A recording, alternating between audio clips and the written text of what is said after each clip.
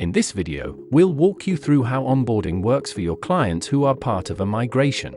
Clients receive an email with a link to begin the onboarding process. After setting their password and accepting the platform terms, they're welcomed with a clear overview of the steps ahead. By clicking Continue, they move into the onboarding screen. If required, clients can easily upload documents to verify their identity, and after a brief check, they can proceed straight to document signing.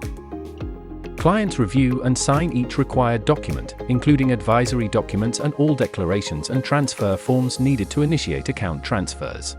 If a client doesn't complete onboarding in one go, they'll automatically receive a reminder email with a link to return and pick up where they left off.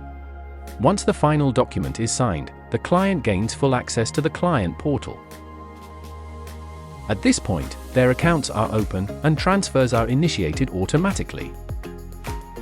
It's that simple, a fully digital, secure, and guided onboarding experience, ready to use from day one.